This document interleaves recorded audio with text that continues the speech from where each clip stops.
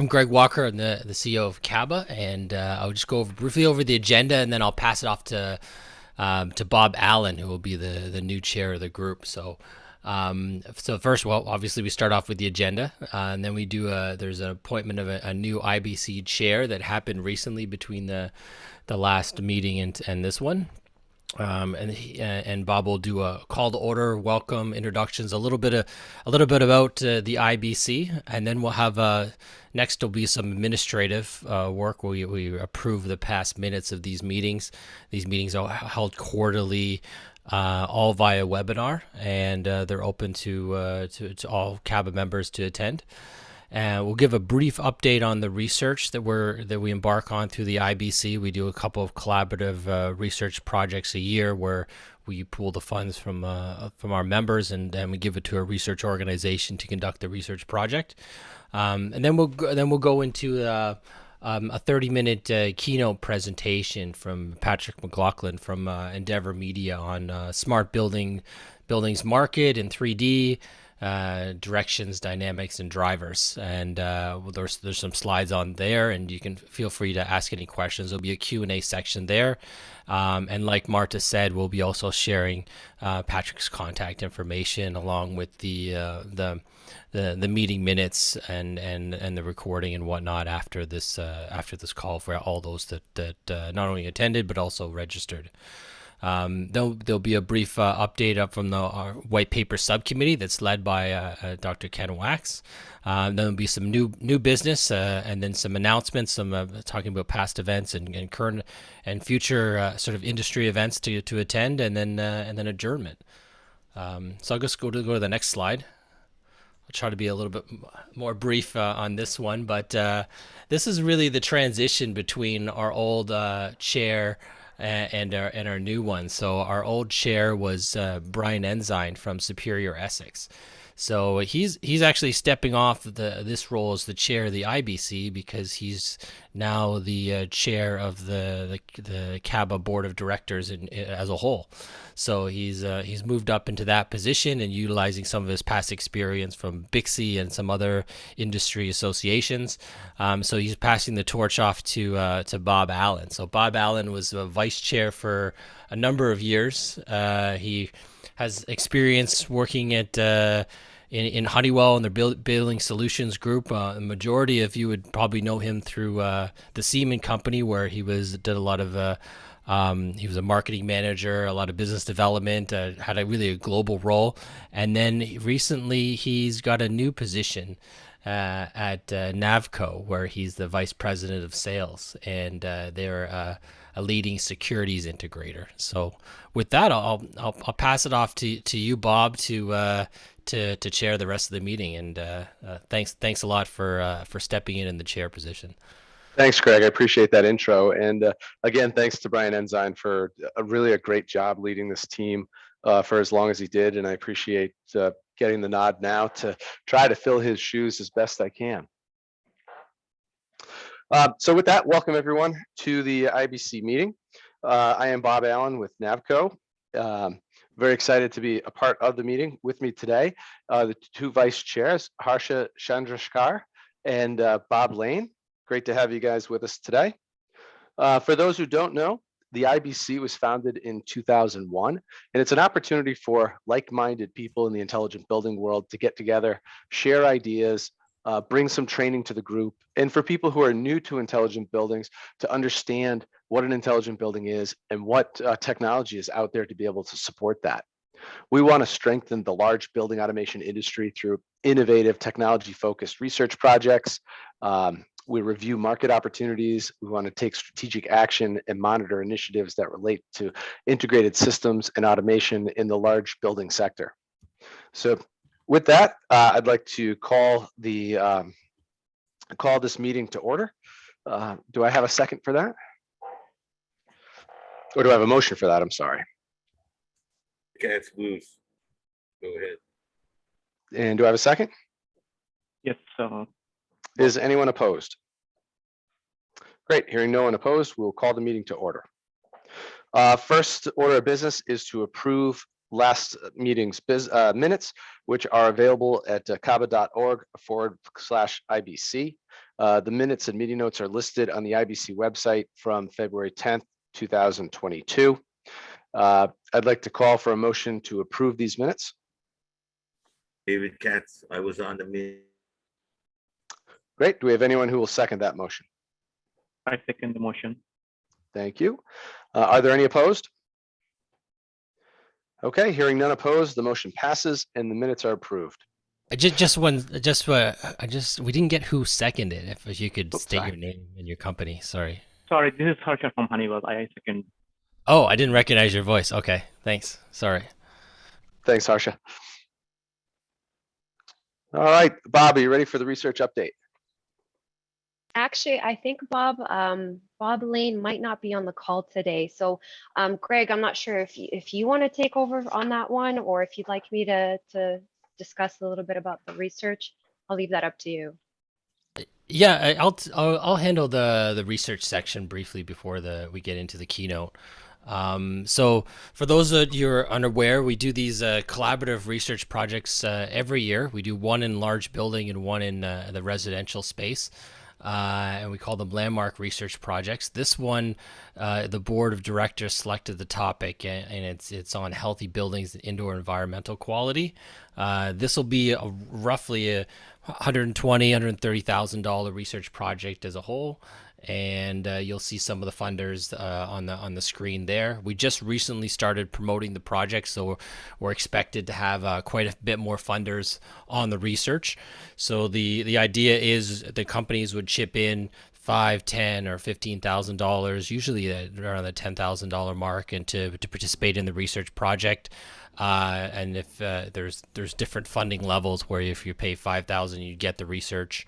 10, you'd be on a steering committee, you get an additional webinar for your organization, and then 15, you'd get a case study in the research project. And only the funders get access to the full research. There's just a one and a half page executive summary that we share out with our members. So if there's anyone interested in learning more about this, that's a way to get large scale research for relatively low cost, and also be able to participate and shape the research at the same time. So we just recently started the drive to get these funders on board, and we'll likely have around maybe high teens or so funders at the end of the day.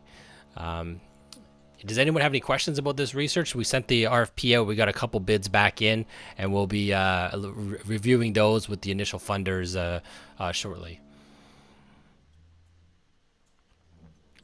All right. Well, if you're interested in getting involved, please contact anyone from CABA or the IBC, and we can get you in touch with the right people. But you can contact myself at walker@caba.org. The next research project that we recently completed, this is the one from last year.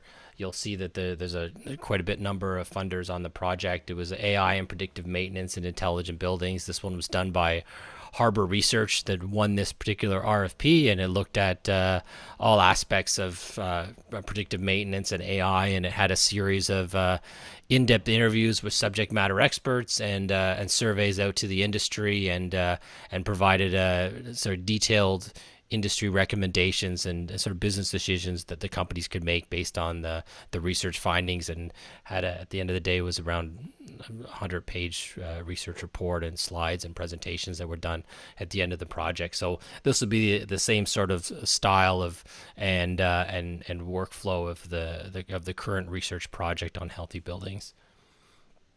And this one is available if you weren't one of the funding organizations. It is available for sale if there's some interest in getting the access to the research findings for this project. If we go to the next one, this is sort of a one-off, more of a boutique sort of style multi-client research project. This one is just more for information purposes only, but because this is an invitation-only research project where these organizations are some of the key players that we reached out with invitations only for this project, where they'd share data, and we provide anonymized data back on the market size of BACs, building automation control systems in the North American market, looking at things like energy and BMS software, hardware, some protocols, and BAS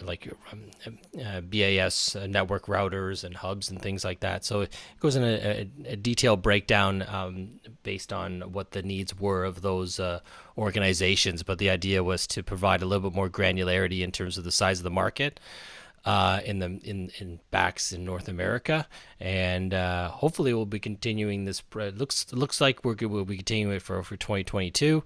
We're just getting all the last minute participation agreements and contracts in place. And the goal is to eventually expand this out into different areas, maybe even one on the residential side, or maybe even add field devices to this one. But I guess with that, if there's any interest in getting joining that current research project on healthy buildings and indoor environmental quality, shoot me off an email at walker@caba.org, or if you're interested in getting information about the other two projects or any even white papers or anything else regarding research, send us off an email and we'll touch base. I guess back to you, Bob. Thanks, Greg. Or maybe Harsha. I don't know. Yeah, no, that was good. That overview was great. And you can't emphasize enough that we're all companies in the intelligent building space. To have the opportunity to get your logo and even get some sway the direction of these papers goes a long way in the industry and even to customers. So, hey, let's change gears here. Hey, Patrick, great to have you on board. I'm going to turn this over to Harsha to moderate here. The smart buildings market in 3D, direction, dynamics, and drivers. Harsha? Thanks, Bob. Thanks, Greg. It's my pleasure to moderate this topic today on the smart buildings market in 3D, directions, dynamics, and drivers. So this is going to be presented by Patrick McLaughlin, Endeavor Business Media. This topic is taken from a fresh research into North American smart building industry, and the presentation will deliver details of smart system adoption, deterrents to adoption, the building systems most currently equipped with intelligence, plans for future adoption, and more. The data incorporates response from cross-section of professional ecosystems serving smart buildings. The presentation provides insights into property types with highest prevalence of smart systems, factors affecting the decisions to invest in smart technologies, and capabilities that user expects to gain by incorporating smart systems. The background about Patrick McLaughlin is founder, editor of Smart Building Technologies. He has served as chief editor of sister publication Cabling Installation and Maintenance since 2000. He has authored hundreds of articles and news stories about technology connectivity within buildings and campuses, covering industry practices and standards. Patrick also has hosted in-person and virtual panel discussion involving industry experts. I'll be moderating this session. The presentation will run for 30 minutes, and then we'll have 10 minutes time for the Q&A. Please use the chat or the hands up in the Zoom. You can raise your hand, and we can take your question from there. With this short introduction, I welcome Patrick, and over to you, Patrick, for this presentation. Harsha, thank you very much. Appreciate that introduction and appreciate the opportunity to speak with everybody today on the Intelligent Buildings Council of CABA. Greatly appreciate it. As Harsha mentioned, I am with Smart Buildings Technology, which is a website and a magazine published by Endeavor Business Media. At Smart Buildings Technology, we reach, our tagline is integrating the ecosystem, and we mean that on a couple of different levels. One is the ecosystem of technologies and building systems within a property, as well as the ecosystem of professionals who work in and around and with intelligent buildings or smart buildings. So it's kind of a double meaning to that integrating the ecosystem. I bring it up to let you all know that that's our intention, and that's what we do, is to reach across the really reach across the talent chain of those serving intelligent buildings, from from building owners and operators, facilities professionals, the AEC pros, particularly including systems integrators. So that's who we reach. And if I could advance to the next slide, the information that I'm going to present today comes from a couple of different sources. The directions, where we're going, is going to generate from some information provided by the analyst firm Verdantix, which I know is a CABA member. Verdantix put on a webinar not long ago that I attended. We at Smart Buildings Technology and Endeavor Business Media have no affiliation with Verdantix. I simply, in my role as a reporter, attended a webinar that they delivered talking about what we can expect in 2022 for smart buildings. So the information that I provide that'll come in the form of directions or indicate what directions we're headed comes from that Verdantix webinar. I just went back and took a look in the couple of days leading up to today's session, and I believe that webinar is still available if anybody wishes to see it in its entirety. It includes 3 analysts and a research director from Verdantix who have some great insights. The other information on the dynamics and on the drivers comes from a report that we published in late 2021 that is called Smart Buildings Technology Adoption. That's the name of the report.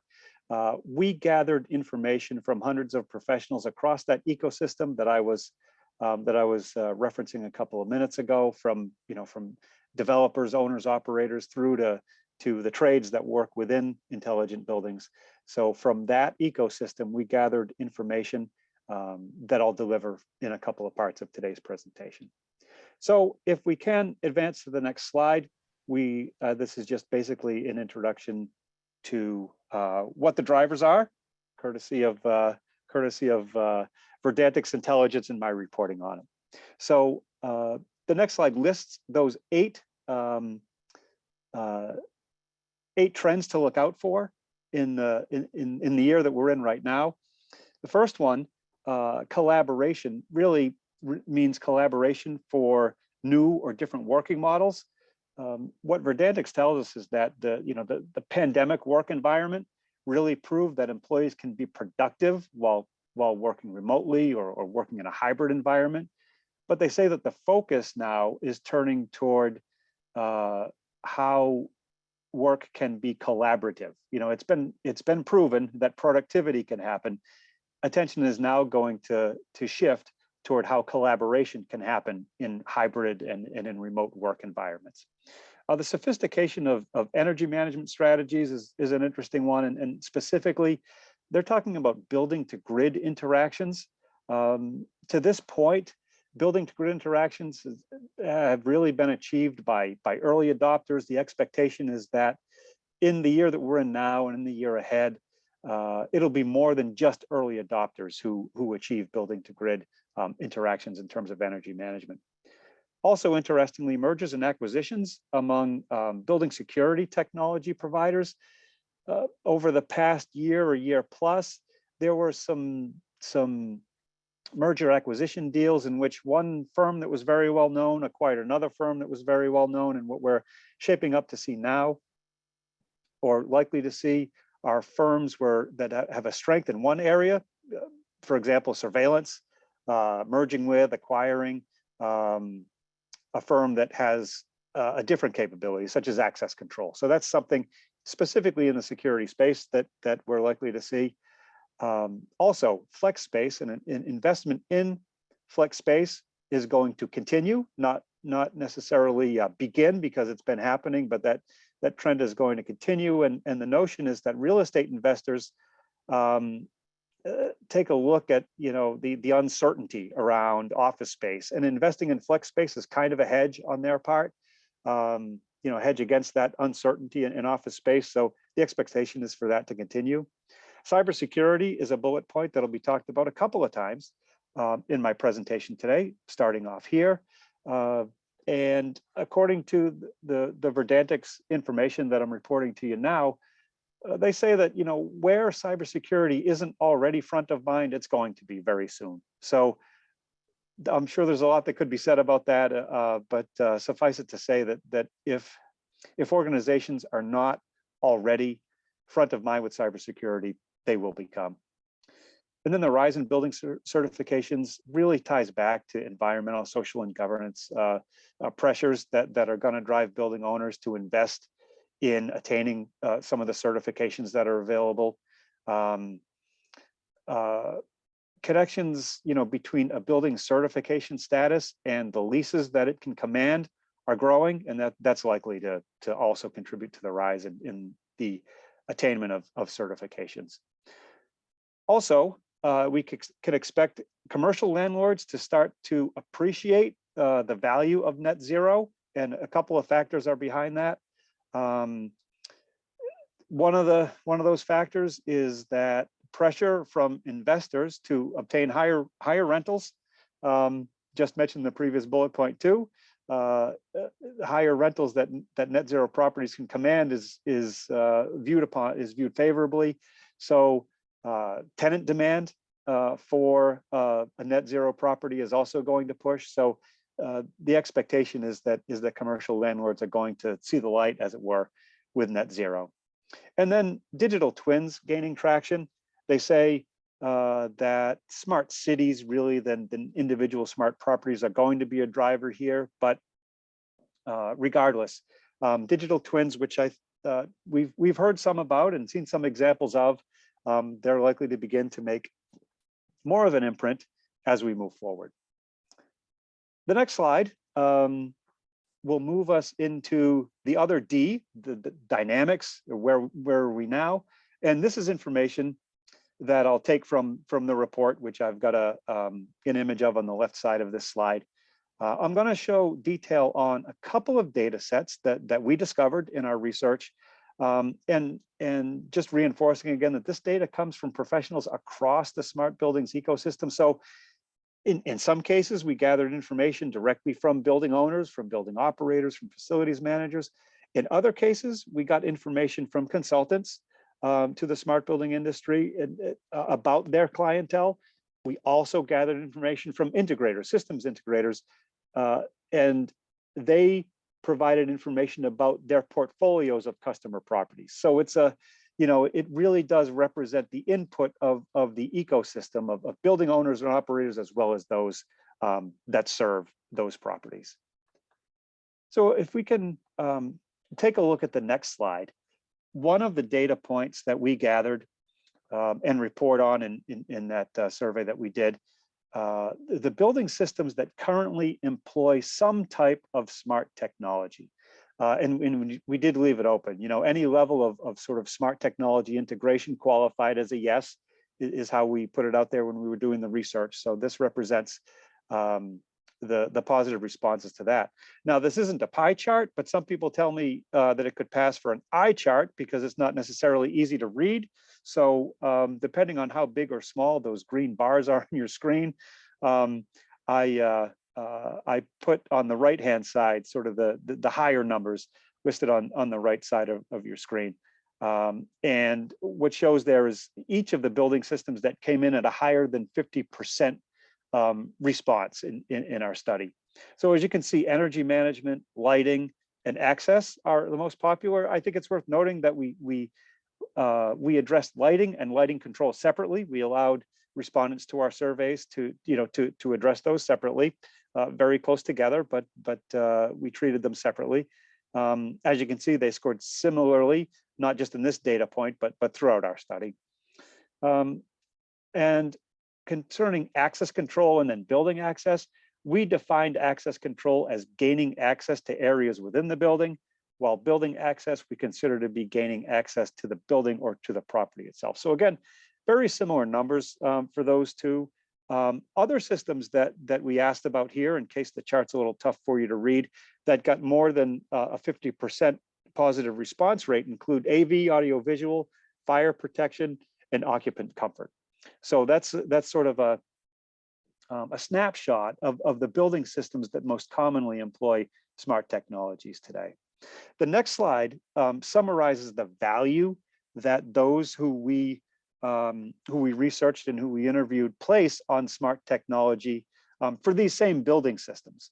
So we put the same building systems in front of them and asked them to sort of do a, do a qualification. The way that we gathered this info is we asked specifically, how valuable is having smart technology to each of these building systems? And the responses that we got were on a scale of 1 to 5, where 1 represents little or no value, and 5 is extremely valuable. The systems that scored 4 or higher are shown here on the right-hand side of the screen. And I call this part of the presentation dynamics, in part because there's not necessarily a straight line that connects the systems that are most commonly have smart technology to the systems for which smart technology is the most valuable. In this chart, for example, systems like fire protection and security rank very close to the top. And in the previous slide, they were in the mix, but they certainly weren't at the top of the not at the top of the chart there.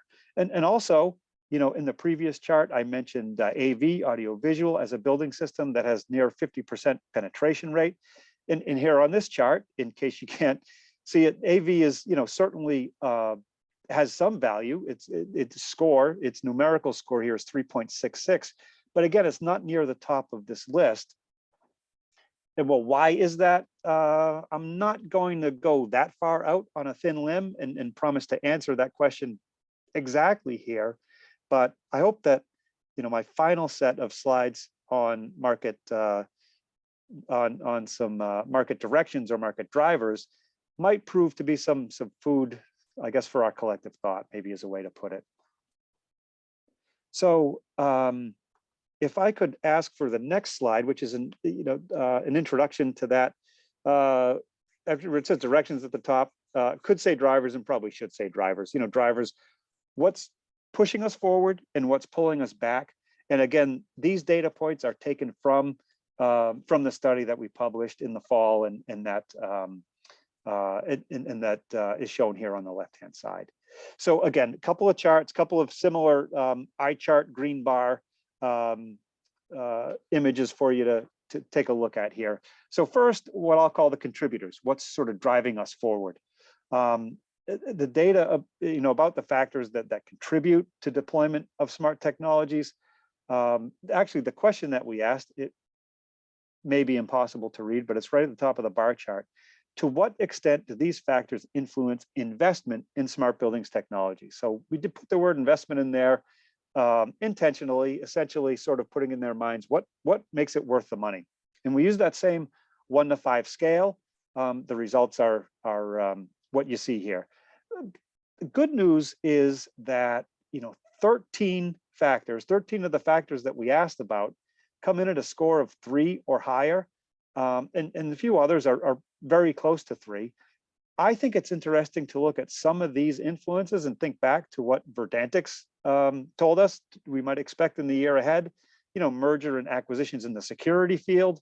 That may reflect, or may be reflected really in the importance of improving building security and access control.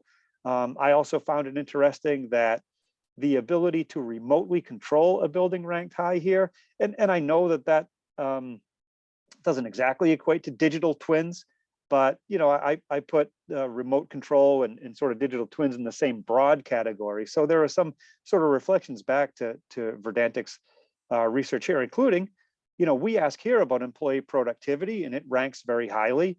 Verdantix points out that we're achieving some productivity across the board, and it's time to focus on collaboration now. So, some interesting sort of reflections here. I think that in many ways, what you see from us here and what Verdantix tells us are kind of complementary to each other. So, at the risk of ending on a down note, I hope I'm not doing that, but I do want to ask for what is the final eye chart slide. It is the inhibitors, or what's holding us back, what's maybe driving hesitation to invest in smart technologies. So if that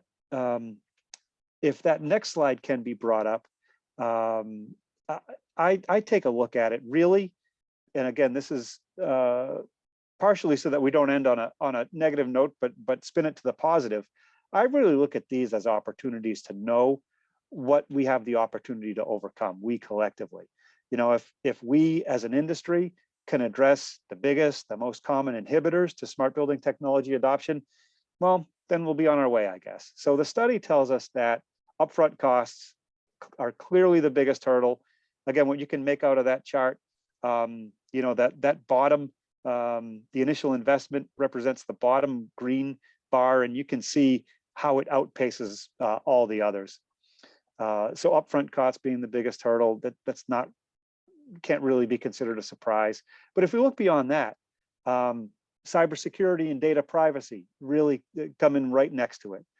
Also noteworthy, systems integration complexity and lack of interoperability really can put the brakes on investment in smart technologies. And when I see this, it makes me think back to earlier slides and some of the mentions that I made about AV, audio visual, in a building system. And this is how I size that up. You know, AV is one of the building systems that pretty commonly employs smart technology, even though, as a previous slide showed, it doesn't really rank highly in terms of you know, significant value added by including smart technology to AV. Now, it's my opinion. This is not a conclusion drawn by the study that I'm taking excerpts from. This is just me talking to you in this meeting today. It's my opinion that AV is an area where the know-how exists among integrators to achieve system integration, and the technology exists among technology providers and manufacturers to permit interoperability. And that combination, you know, that combination really has to help rather than hurt AV's standing as a building system that is ripe for smart technology adoption. Again, it's connecting some dots here, but I'm hoping that information presented here today is an opportunity for us to do that, to connect some dots. So if we look elsewhere on the list of adoption inhibitors, you know, in many other industries, personnel pops up. You know, certainly workforce issues can be a factor. Is there a skilled workforce to get these systems installed and integrated with each other? But overall, interoperability, integration are high, and of course, cost, recouping that cost. Interestingly enough, you know, building a business case ranks lowest on this list, and that means that building a business case really isn't an inhibitor. The business case can be made. The benefits of smart technologies are recognizable and probably easy to state. But nonetheless, you know, despite that, what it's going to cost remains a challenge. And as the ROI bar here indicates, recouping that cost is a question mark and really presents a challenge. So, you know, if we collectively as an industry, as interested parties, can overcome some of these hurdles, like I said, we'll be well on our way. So on my final slide, I just want to extend my thanks. And I want to note that Smart Buildings Technology, the website and the magazine for which I work, is meant to be inclusive of the voices in the industry, and that includes your voices.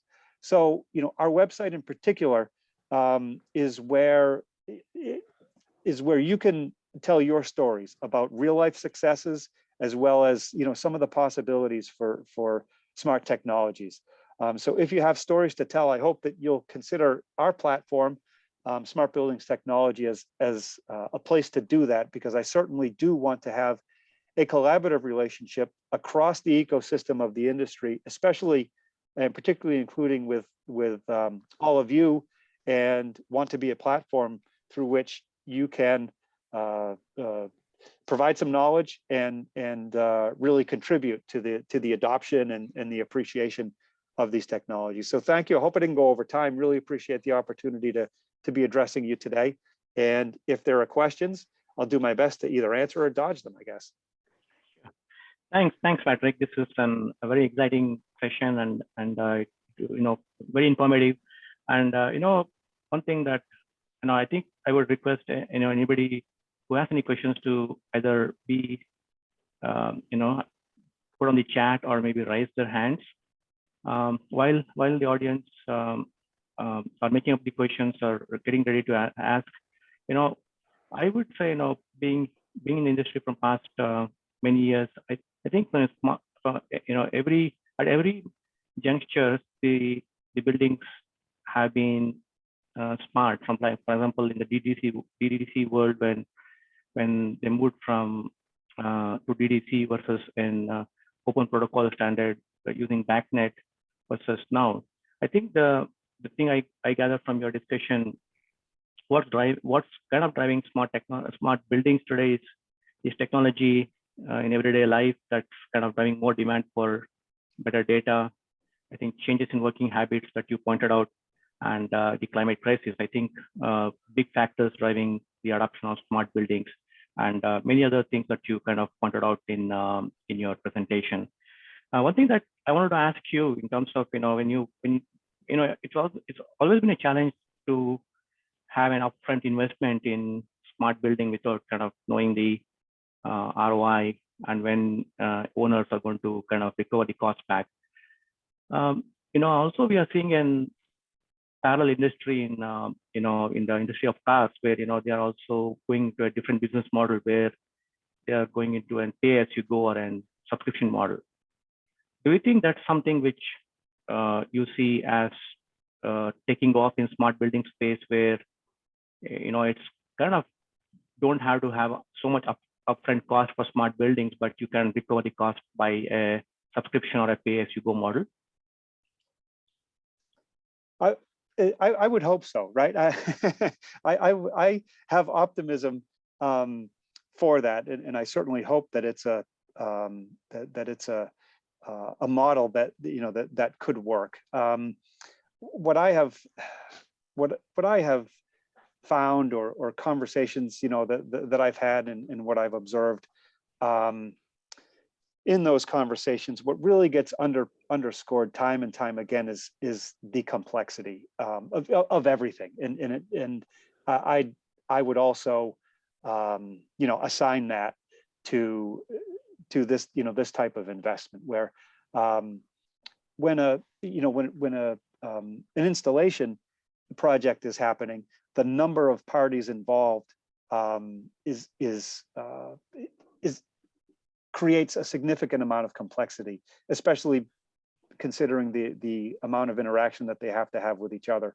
So if you take a step up maybe 5,000 or 10,000 feet, and you think about funding that type of project, given the complexity of carrying it out, I think that the funding of it probably is at least equally complex. In other words, who pays for what when, and perhaps represents an inhibitor that just hasn't been untangled yet.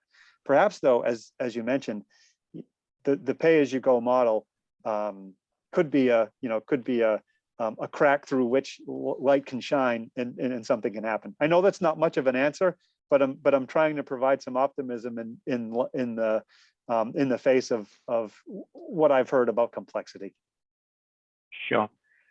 There are some things in the questions in the chat. I will just take that, and if anybody has any other clarification or questions, they can always raise their hand and directly speak to Patrick. So why is the adoption of cloud and other technologies slow in smart buildings, Patrick? Sorry, what? So adoption of the technology adoption of cloud, like, yeah. So if you see in maybe other industries, the adoption of cloud or maybe smarter, I would say I also want to make the question a little narrowed down. Sure. In terms of when you also talk about collaborative in terms of productive workforce and collaborative workforce, but I think what also it means, adoption of cloud also could mean, why are the building systems are now very vertical oriented? Two Right. systems like lighting or HVAC may not be having a common APIs that can collaborate better. So do you see that there could be some kind of an API or a common infrastructure that could have two separate systems interact and be productive in collaborating in that way? Well, to answer very broadly, admittedly, I'll I'll tap out my expertise very quickly. You know, when answering this question, like the funding question, I remain optimistic for such an API that allows it. What if you'll forgive me being a journalist for the moment, and I realize that journalists are right up there or down there with politicians. Speaking of bar charts and highs and lows, we journalists are right there with politicians in terms of the respect that we command as a profession. So if you'll forgive that for a moment, the journalist in me kind of can't ignore the dynamic between, you mentioned HVAC and lighting, and you know what I have observed in the industry is that those are the two building systems that appear to be in a technological tussle to see which, if either of the two, and if so, which one of the two is likely to sort of carry the day. I think the group that represents each of those, the professional group that represents each of those building systems is each trying to sort of lay a claim to the smart building itself. In other words, the folks in lighting say that we've got programs that and we've got software capabilities that allow lighting systems to be managed, and that can be expanded to support the entire building. So we, the lighting folks, have really already developed the technology that can support the whole building. And a similar argument is being made among HVAC. So, to some extent, so like I say, as a journalist, I do more than just enjoy, these types of sort of technological back and forths. I believe that it's really useful and can be instructive and constructive, but I believe that is playing out currently. And I don't have a prediction for how long it will play out. If it ultimately does, play itself out to completion, it could be that, we have some time ahead of us where multiple building systems, those two in particular, lighting and HVAC, each want to lay a claim to sort of, I'll use the term superiority or at least extremely high capability in the smart building overall. So again, whether that was a dodge of the question or an answer to the question, I'm not sure, but I hope it provided some information. So Patrick, this is Bob Allen, and I'm sorry to interrupt Harsha, but I have a follow-up question to that. Do you think at some point a building owner or builder is going to have to choose whether they want to, say, be a lighting-centric building or a traditional BMS-centric controlled building? Bob, I'll go out on the thin limb and say I think that day is coming. Unless something that I don't see, intervenes Sure. and makes the decision for everybody. I think for buildings that really want to progress, that want to become higher performance buildings, want to become intelligent buildings, and really want to integrate the siloed systems working within it, a choice is going to have to be made. Yeah. So, that, and maybe if there are there are very likely some experienced, intelligent individuals who see that decision having to be made and would like to see what's going to happen in terms of technological maturity before making that decision. So we really didn't. That's something we didn't touch on when we conducted our research. We didn't say, are you taking wait and see right now to see how everything shakes out? But that could, in practicality, that could very well be what's happening. They know that decision's coming, and when they're forced to make it, they want to have as much information in their arsenal as possible when making it. Sure. We have one. Sure, Yeah, David, you want to go ahead? Yeah, no, I had great presentation supporting CABA. Can you clarify what is the Endeavor model? Like, are you a subscription based? Because we're happy to put our information in your journal. Yeah, thank you. Yeah, right. Endeavor Business Media is well, we used to call it a publishing company. You know, back when publishing was was an industry. We now say media. It's Endeavor Business Media, which just means we've got magazines, websites, and conferences and shows and the like. So that's what Endeavor Business Media is. Smart Buildings Technology is one of about 70 brands or publications that Endeavor Business Media owns.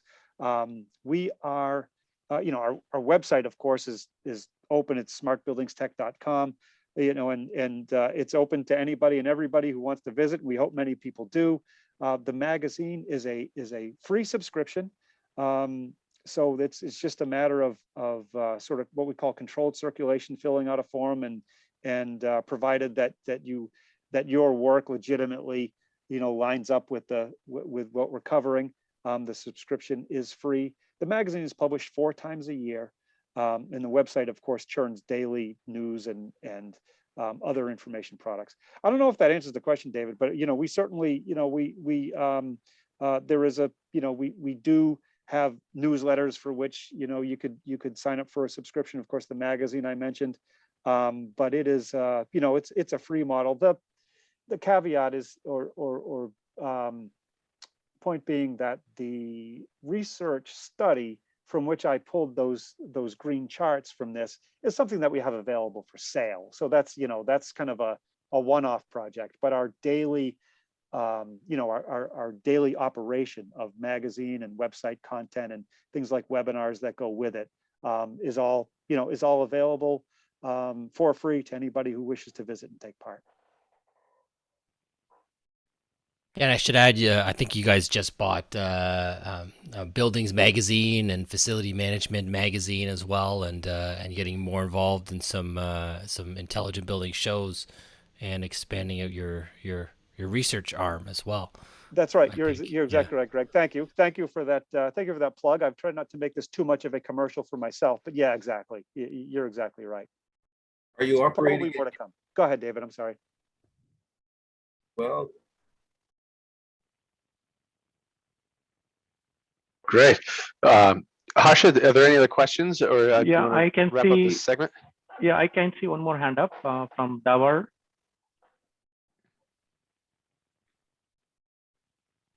I think there's also a bunch more questions in the chat from a few folks. Like, yeah, so we have about 3 or 4 minutes, so we can do a couple more questions. Yeah, I think the question is like, how can we get a copy of Smart Building Technologies, you know, Intelligent Building Study? Greg, do you know if we kind of have that as part of CABA? I'm trying to think of which. I'll reach out to James after. I'm trying to figure out which study he's referring to. Sure. But I'll reach out and find out, but we do have some that are available with the executive summaries that and even some odd full reports as well. Sure. I think the other thing that I think panelists have put here is more of a comment, and maybe Patrick, you want to also add to it, is I think when implementing smart technologies, both CapEx and OpEx needs to be in the conversation, and CapEx should not be the only driver. So do you kind of think that?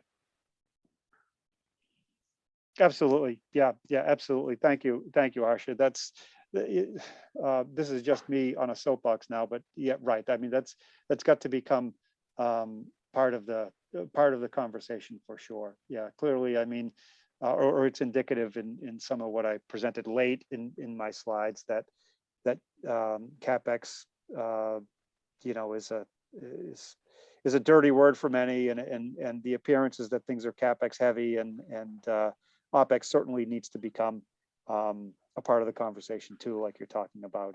And like I mentioned off the top during Q&A, I'm optimistic that there are ways to untangle this and to solve the problems, and that the future lies ahead of us, and it's sort of ours collectively as an industry for the taking. So thank you for allowing me to punctuate it with that as well. And I just appreciate this opportunity, everybody.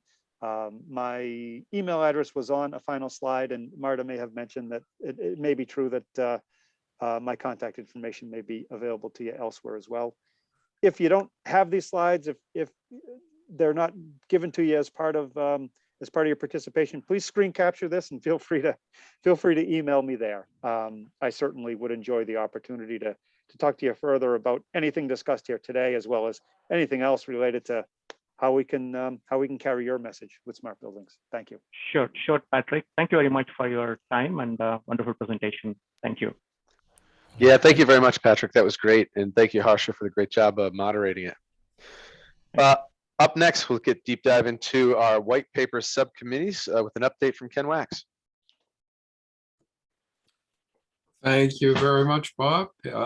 White Paper Subcommittee continues to be active in developing original papers by IBC members and committees where appropriate. First up, fire alarm systems and buildings. Suzanne Alfano from the Canadian Fire Alarm Association chairs this committee. We're expecting the paper soon. You can see on the screen the organizations that are contributing to the paper. Second paper, Architecting Intelligent Self-Learning Adaptive Smart Campus Framework for Smart Cities. Krishnamurthy Raman from Navtat Solutions is chairing this. We're expecting the paper soon, and Krishna tells us he has sufficient number of people, so he doesn't need additional help in developing this paper. So we've got the drum roll starting, waiting for the results. Next, OT cybersecurity is applied to building automation systems for critical systems. Mike Marlowe of Mission Critical Global Alliance is the chair. Paper is expected soon, and they are handling this on their own. We've actually reviewed a preliminary version, and we're waiting for the final version. The published papers and the new papers, when available, are all downloadable from CABA.org/whitepapers. So please take advantage as part of your membership in CABA to draw upon the wealth of information. And if I might, Greg, I'll mention the research library produced by the Information Council at CABA. In addition to producing original works, we look to the industry publications and screen the publications for documents that are relevant to CABA, make sure they cover either relevant topics in building systems or home systems, make sure they teach us something, even if they're sponsored by a company, the company is welcome to explain how they contribute to the industry. But what we will not reprint are documents that basically say I'm the only company that supplies this and I've got the best solution. It's okay if the company explains the problem, explains different methods to a solution, and then tells us how they solve the problem. That's perfectly fine. So we look for relevance and we look for content that is useful. So between the original papers that I've just described and the search we do for industry publications, we make sure that you can find CABA as a very useful resource to keep current in the industry. Thank you, Greg and Bob.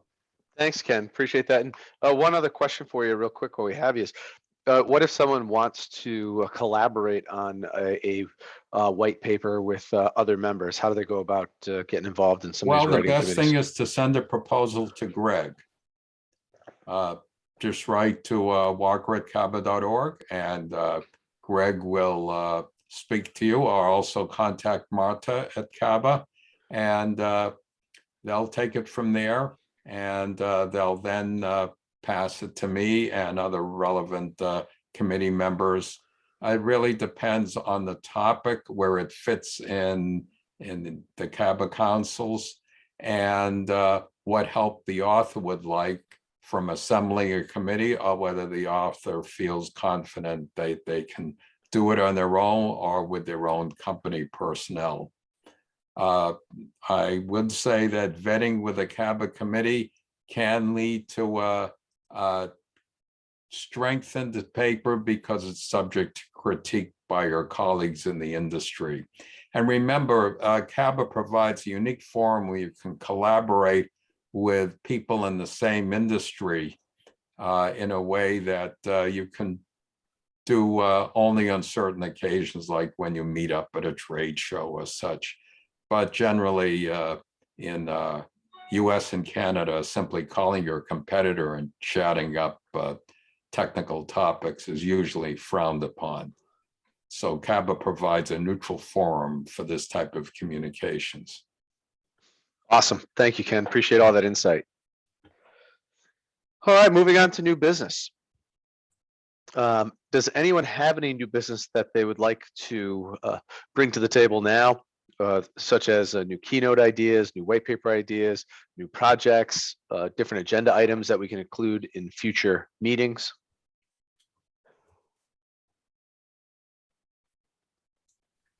Hi everyone, this is Daniel from Multitech. Are you able to hear me?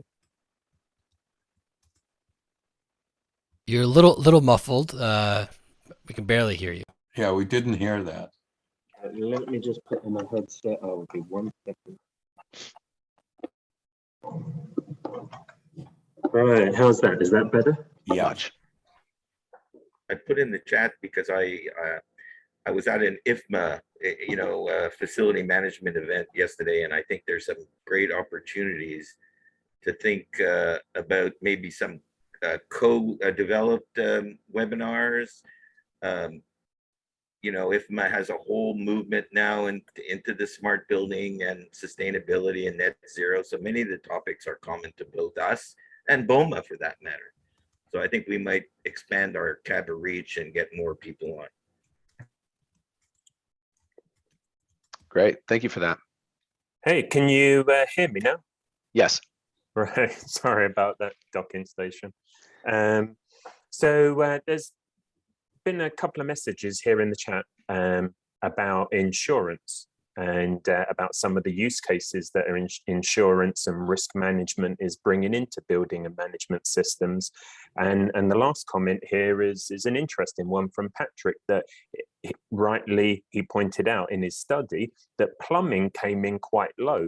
But yet, as David Katz pointed out, water leak damage is the most costly insurance payout outside of massive natural event damage. And so be interesting to perhaps look at how insurance and risk management is taking a greater influence in this building and facility management segment. Who is speaking, please? Sorry, I should have introduced myself at the beginning. So my name is Daniel Quant, and I work for Multitech Systems, a manufacturer of communication devices based in Minneapolis. And so with that, are you suggesting that perhaps a keynote idea would to bring on a commercial insurer to talk about the impacts of how intelligent building technology relates to insurance premiums, payouts, and so on? Yeah, you took the words out of my mouth there. Somebody like I'm sorry. Somebody like Munich Re, for example, they've made a lot of acquisitions over the last few years with Hartford Steam Boiler and others, right?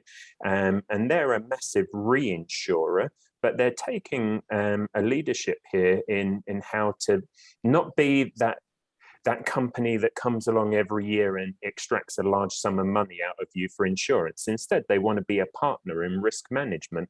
And we've seen how fleet management of vehicles and how that has enabled insurance companies to better manage the risks of fleet vehicles. And it's now starting to happen in building and management systems and facility management as well. Great. Thank you for that idea. So I'm sure if we had a big reinsurer or insurance company like Munich Re, and perhaps companies like Hartford Steam Boiler and others, that would be very insightful. Excellent. Thank you for that. Anyone else have any new business, keynote ideas, white paper ideas, projects that they'd like to bring to the table?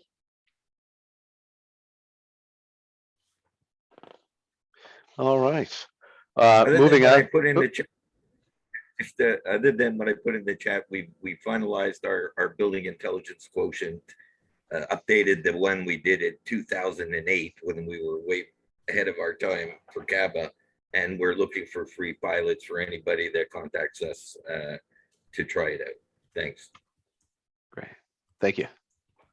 Can you hear me? Yes. Yes, hello. My name is Hector. My last name is Lizarraga.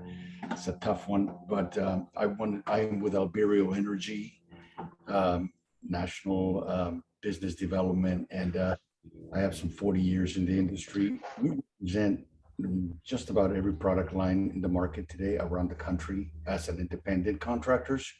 And one of the, I believe you touched before on the readiness of the workforce. I think I remember having attended a previous message about it. And one of the, not concerns, but something that needs to be addressed moving forward.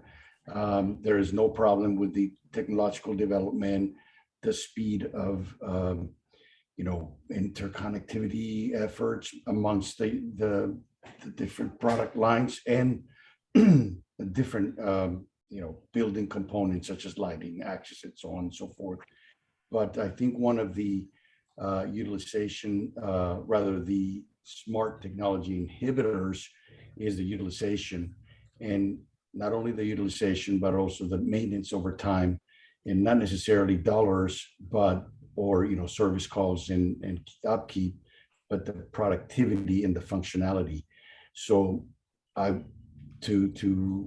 what I would suggest is the challenge of projecting an ROI on the page where you can, kind of project all of the benefits, but, with the challenges of the ROI and its delivery, the ability to deliver over time, and what efforts could be put forth to prepare a workforce, especially now as it is even more highlighted, or the light is shined on the fact that the combination between this wonderful technology that is, I'm going to say, easy to develop, because clearly we have a lot of developers, but also the pulling the individuals and the resources to be able to manage it and guarantee, if you will, the ROI on the delivery side, not on the projections as we do on our pages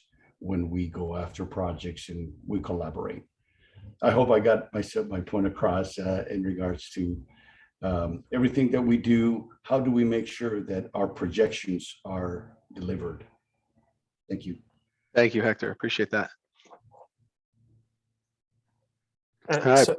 Sorry, guys, it's Daniel again. Quick question. I saw in the presentation that there's upcoming events at Distributech, IFMA, Realcomm, Lightfair.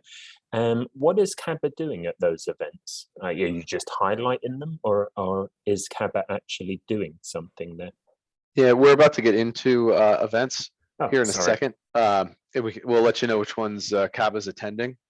And Greg, I'm sure, can add some insight on that as well. So let's move to that to now. I'll take it for Bob, who's not on the call. But in the past, sorry if you missed out on it, but keep it in mind for next year. CX Energy, that ran from April 19th to the 22nd in Orlando. And some of the up and coming events to have on your radar. Distributech International runs from May 23rd to May 25th. That's in Dallas, and CABA will be attending that event. IFMA World Workplace Europe is in Amsterdam from June 1st to the 2nd. Realcomm, along with IBCon, is June 15th to the 16th in Orlando. CABA will be at that event. And CABA will also be attending Light Fair from June 19th to the 23rd in Las Vegas. Greg, you want to comment on the activity that CABA will have during those events? Yeah, I think the two main ones would be, well, at IBCon RealCom we have our board meeting. We do two in-person board meetings a year, and we'll be hosting that board meeting and a board dinner on June 14th. And at Light Fair we have a booth space as well at that presence at that event. But I should make a note. It's a good segue in terms of we're making a push for new board members. If there's anyone on the call that's interested in joining our board of directors, we have we have 16 companies that's on our board right now, and those companies guide and direct what we do as an association. And I can always arrange a call with everyone afterwards to anyone who's interested to discuss the time commitments that's involved in the board, the benefits, and also there's a cost involved as well. So if there's anyone who's interested, reach out to walker@caba.org and I can set up a call to discuss it in a little bit more detail. But they meet twice in person and one virtually, and then a couple working groups in amongst the mix as well. Thanks. Great. Thank you for that. That's what we have for our up and coming events. And that also wraps up our agenda. The next IBC meeting will be Tuesday, August 9th, 2022. And at this point, I'd like to call for a motion to adjourn today's meeting.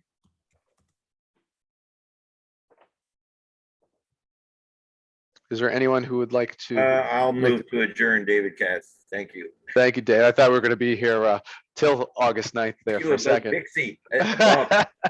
Bob, I think we have to, Pixie is having a conference on intelligent buildings. I think we should get it on the list. I'll get it to Martha.